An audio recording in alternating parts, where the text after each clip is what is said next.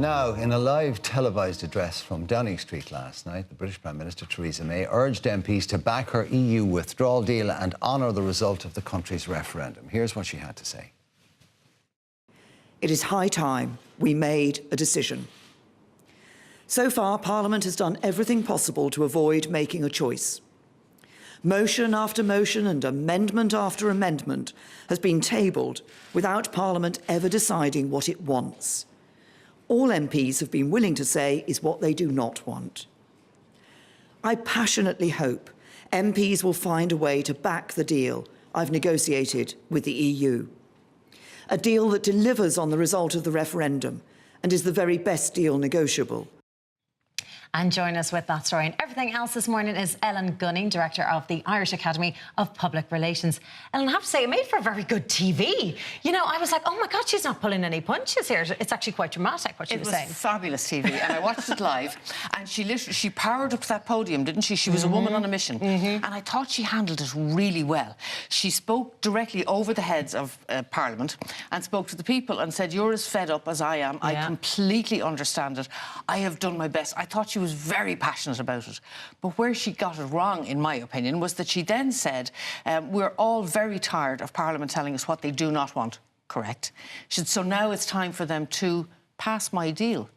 So she still doesn't know what Parliament wants. She still hasn't found a way of saying, if the deal isn't what you're happy with, please tell me what you are. She's saying, this is the only deal in town. You absolutely have to pass it. And to a certain extent, I feel she's caught between a rock and a hard place. I'm not sure where she's going to go with this deal, but it seems that playing this deal again for the third and final time is her final throw of the dice. And it's been blown out of the water twice and will be blown out of the water again. It was what they call a bravura performance, I suppose, except she loaded up and she gave both barrels to the very people she needs help from most. And not alone did she do it once, but she did it twice. She let them have it in no uncertain terms, going over their heads and appealing to the audience, saying, look at what I have to deal with, look at this shower I have to deal with. But they're the only people who can sort her out. So surely it has to be counterproductive. They're going to look at that and go, really, that's what you think? Well, good luck next time you bring that in front of us. It's a very short-term gain, because if you were watching the BBC last night, they were interviewing all of these politicians, and they were all saying the same thing, that they were so disappointed by her attitude and that they were really trying to find a way through this. And in fact, Grieve, one of the Conservative MPs, was saying this really changes nothing. Leading Remainer. It does Didn't make persuade him. Much more difficult. Didn't persuade him at all. And in fact, he's now talking about put the deal to the people and have them decide. And I thought, oh, we're still going round in circles. Yeah. This is going nowhere. One of the things that they all say is we have to respect the vote of the people, the mandate.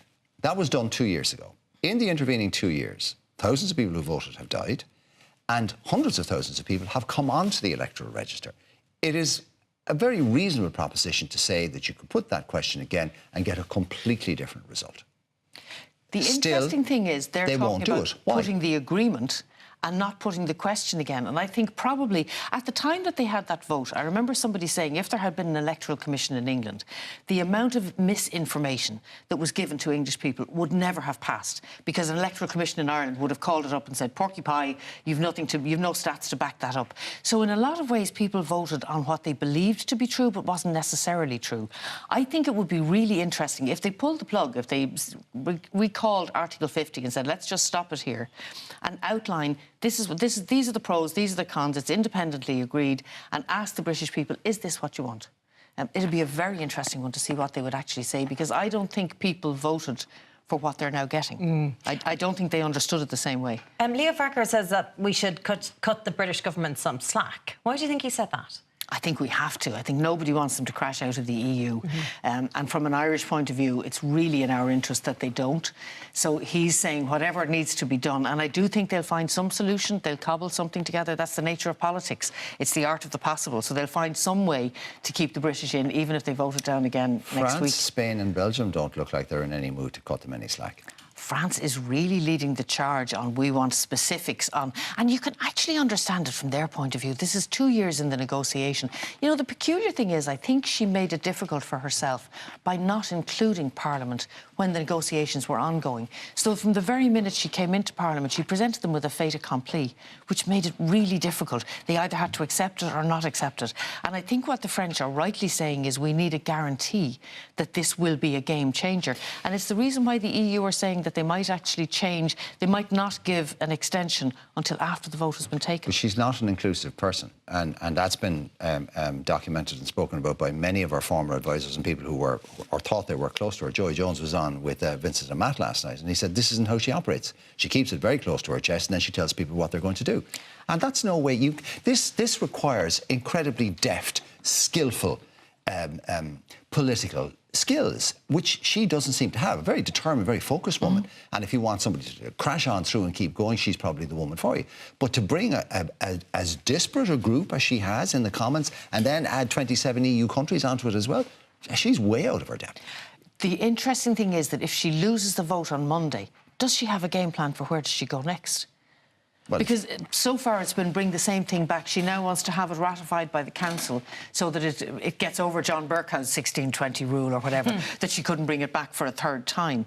But if she fails again, and the general belief is that it will fall again... She'll have to resign. Where does she go next? She has to resign. She has said that she will, that it's not going to go beyond the 30th of June. It's hard to see how she can do anything other than... But she doesn't strike me as somebody who's waiting to resign. This has all the hallmarks of going from utter chaos to utter stupidity. Utter stupidity. It's going to run for another while, yeah. OK, let's move to another story. This morning in New Zealand, the Prime Minister, Jacinda Ardern, has announced an immediate ban on the sale of assault rifles and semi-automatic weapons following last Friday's terrorist attack. Today I'm announcing that New Zealand will ban all military-style semi-automatic weapons. We will also ban all assault rifles.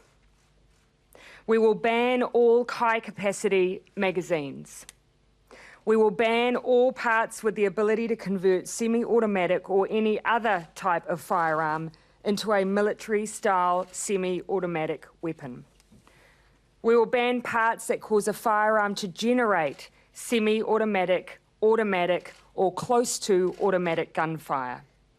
In short, every semi-automatic weapon used in the terrorist attack on Friday will be banned in this country. Ellen, Ardern for me has become something of a hero. Not only the compassion that she showed the victims' families and the communities, but the speed with which this action has been taken. I mean, she has to be lauded for that, doesn't she? This is a woman who is leading and she knows how to lead, in my humble opinion. She has been amazing. She wasn't on my radar before this disaster at all. She is definitely on my radar now. I love the fact that she's so decisive. Now, I know it depends on Parliament that you have behind you, but this woman just calls... The very first thing that struck me as unusual was when she said that the name of the person who committed this crime would never be mentioned. And you find yourself thinking, so how would it actually stop crime if you didn't become a hero, if nobody named you, if nobody named the group that you committed this on behalf of? And I thought it was a really interesting take. And now she's come out and said, we are just banning all automatic weapons. I was reading earlier this morning that you need to be 16 to have a licence and 18 to own, to get a licence for a semi-automatic weapon. The amazing thing with New Zealand is they don't actually know how many weapons are in the country, because apparently you get a licence which allows you to carry firearms, but there's no need for you to actually register each of the individual firearms, so nobody knows how many. I like the fact that she's been so decisive about it, and she has actually said we're putting motions in place that will ensure that there won't be a run on firearms in the meantime. And we're also making sure that this should go through Parliament, or should start to go through Parliament, first week in April when we're back. She's very decisive. I like this woman. Yeah, same here. Australia did the same thing in 1996 after the Port Arthur massacre, where I think it was just 35 people died. They banned all of those, similar ban, and they have not had an incident of even remote size or awfulness since. And you'd have to say, when she did that, you cheered, well done, good for you, go. And then you thought, why in the name of God doesn't the President of the United States do that? You would wonder, because the whole culture in the States is completely different. In America, they really believe in the right to bear arms. It's in their DNA. It's completely different. Well, New Zealand and process. Australia do have that sort of frontiersman kind of spirit as well. They also don't have enormous arms suppliers and industry making billions of dollars a year. But I think lobbying furiously in Washington, D.C. But the frontiersman thing is actually, that's possibly the difference between the two, because she was talking about the fact that she understood that people needed firearms in order to defend frontier areas, and that those people would continue to have licences. So the focus was very much on, if you need to be hunting, shooting, fishing, protecting yourself from bears or whatever, you can have a firearm, but not in cities. And I think that's the difference. It's a different mindset. There isn't a kickback against it. There's more of an understanding that this is something we should do. There'd be a huge kickback against it in the States. OK, Ellen, we'll leave it at that. Thank you very much indeed. Thank you. Plenty more to come on the show. We'll be back after the break.